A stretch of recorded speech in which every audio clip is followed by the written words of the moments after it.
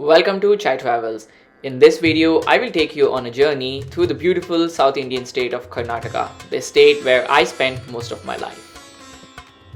Karnataka is a state in South India known for its diverse culture, rich history, and breathtaking natural beauty. Today, I'll take you on a journey to some of the most fascinating places in the state, from ancient temples and forts to scenic landscape and vibrant cities. Before we get started, drop a like on the video and subscribe to the channel if you haven't already done so. In December of 2022, I went on a 7-day road trip across the historical cities of Karnataka starting from Bangalore. I drove 2.5 hours to reach Sravanabelagola. Sravanabelagola is a small town located in Hassan district of Karnataka. The town is famous for its 17-meter tall statue of Lord Gommateshwara, which is considered one of the largest monolithic statues in the world. The statue was built in the 10th century AD and is an important pilgrimage site for Jains. It is believed that Bahubali, the son of the first Jain Tirthankara, Rishabhadeva, attained enlightenment at this place. The town has two hills, Vindhyagiri and Chandragiri, and separating the two hills is a water pond. The Gommateshwara statue is on top of the Vindhyagiri hill. The journey to the top of the hill involves climbing about 650 steps and climbing it barefoot, as the entire hill is considered sacred, as the statue is considered part of the hill and one cannot enter the temple with footwear. At about 80% of the way, visitors are greeted by the first temple, Odegal Basadi. It is a beautiful temple held up by stone props that offer it support. The temple derives the name from Odega, that is soapstone used for strengthening the walls of the temple. Built in the 14th century, it has 3 shrines, each dedicated to a Tirthankara.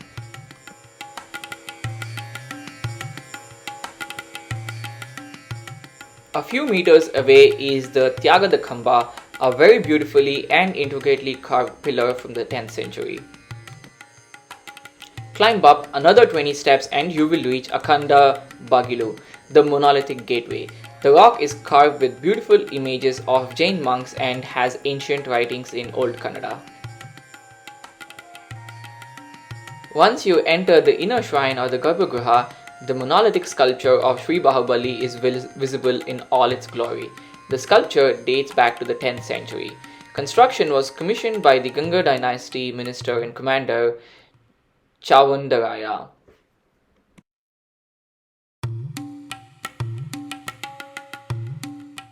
The statue depicts the prolonged meditation of Bahubali. The motionless contemplation posture led to the growth of climbing vines around his legs. The image itself embodies a calm inner peace and vitality.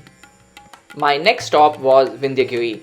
I crossed over to the other side of the water pond, also known as Pushkarni, and went up the hill.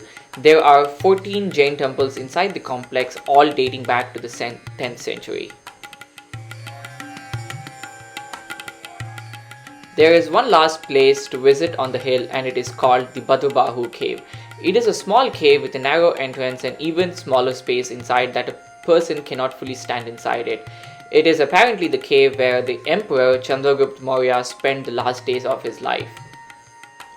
If you have some more time, definitely visit another Jain temple by the name Bandara Basadi. Inside the sanctum, there is a platform with carved images of 24 Jain Tirthankaras, each measuring about 3 feet, accompanied by yakshas.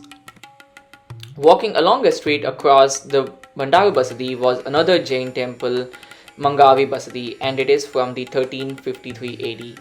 The temple has 2 beautiful elephant statues at the entrance. The temple is dedicated to Sri Anantanatha. My last stop was Akhanda Basadi. It is a Jain temple built in 1181 AD during the Hoysala dynasty. The entrance looks pretty bland, but once that leads into the inner complex, it is very beautifully and intricately carved. The temple is made out of soapstone, which is soft stone that allowed the sculptors to put in such detail into the temple, and the stone hardens over the years. The main deity is the Jain Tirthankar Parshvanath. So those are the top things to see in Sravanabelagola, and one day is plenty enough to see all these spots. The next destination is Belur and Halebeedu, two small towns in the Hassan district that are known for their ancient temples and magnificent architecture. The temples were built during the Hoysala dynasty in the 12th century and are famous for their intricate carvings and sculptures. Visit the Chanakeshwara temple, which was built by the Hoysala king Vishnuvardhana to commemorate his victory over the Cholas. The temple is famous for its intricate and exquisite sculptures and carvings that adorn the walls and pillars, depicting various deities, animals, and mythological scenes.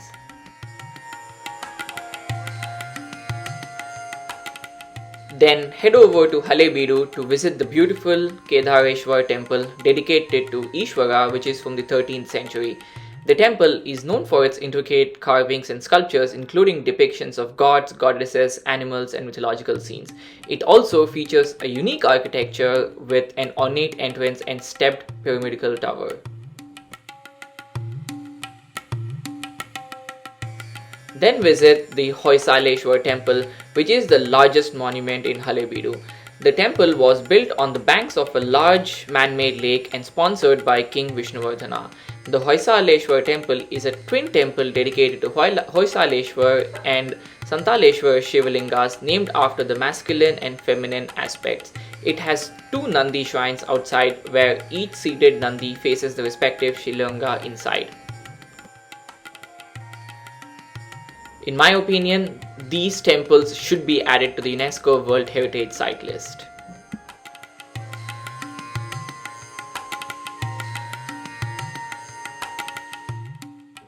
Lastly, head to the Jain Basadi complex that consists of three Jain Basadis dedicated to the Jain Tirthankaras, Parshvanath, Shantinath, and Adinath. Parshvanath Basadi is notable for its architecture. The temple is famous for beautiful Navaranga halls and exquisite carvings on the lathe-turned pillars.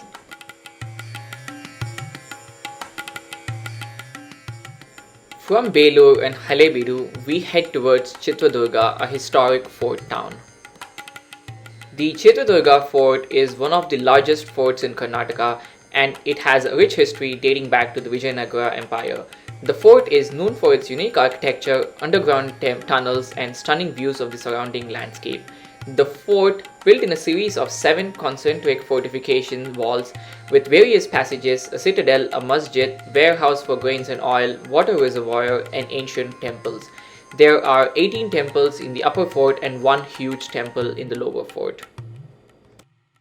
The fort was built between the 11th and the 13th centuries by the dynastic rulers of the region, including the Chalukyas and the Hoysalas.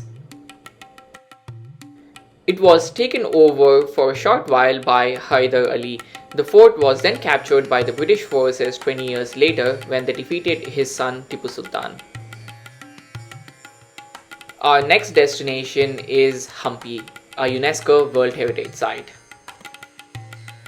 Hampi is one of the most popular tourist destinations in Karnataka. Hampi was the capital of the Vijayanagara Empire, which ruled over South India from the 14th to the 16th century. The ruins of Hampi are spread over an area of 26 square kilometers and are home to over 500 ancient monuments and temples. Sri Virupaksha temple is the oldest and main temple in Hampi, dedicated to Lord Shiva, and was constructed in the 7th century AD by the Chalukya dynasty. The temple has a 160 feet high tower or gopura, which was constructed during the Vijayanagara Empire. The temple is also famous for its elephant festival or Hampi Utsav, which is held annually during November or December.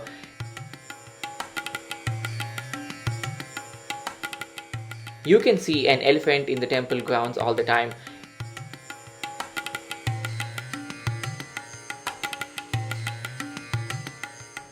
What you see here is the inverted shadow of the Rajgopuram of Sri Virupakshi temple that falls more than 300 feet away on the wall of the Mantapa inside at the other end of the temple. This happens through a small opening which acts like an aperture.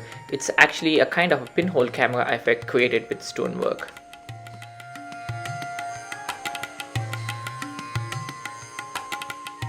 You can walk to the Tungabhadra river from here and make an offering in the temple on its banks.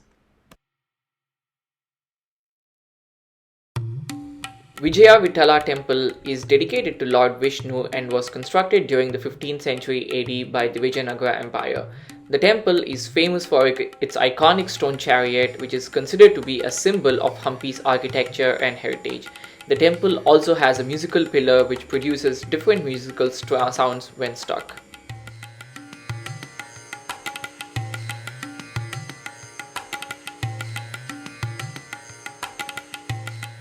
You will most likely park your car at the Hampi Bazaar when you visit the famous sites.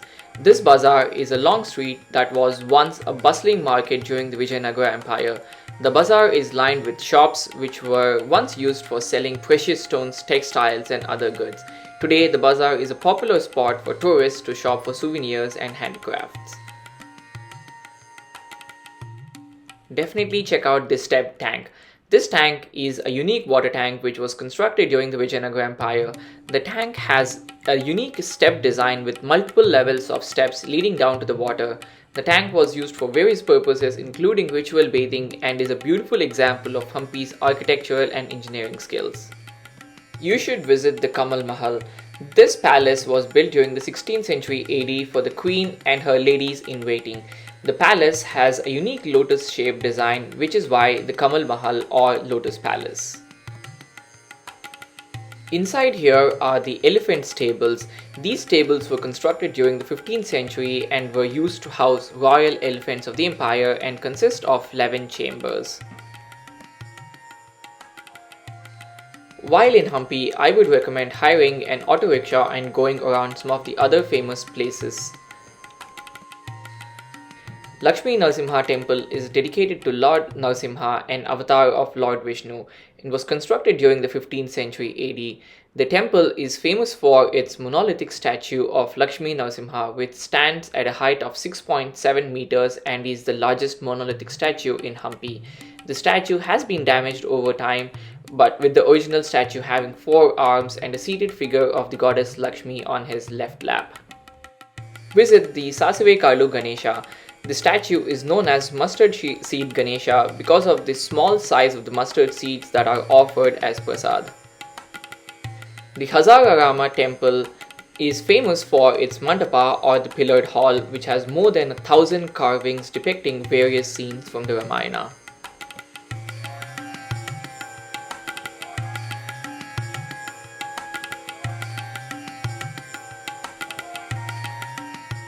Lastly, the Chitradurga temple.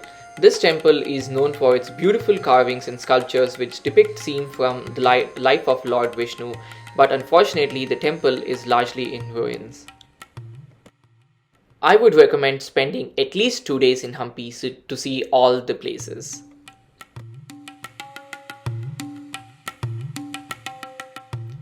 Then we head over to Mysore, which is our final destination in this trip, a vibrant city located in the southern part of Karnataka.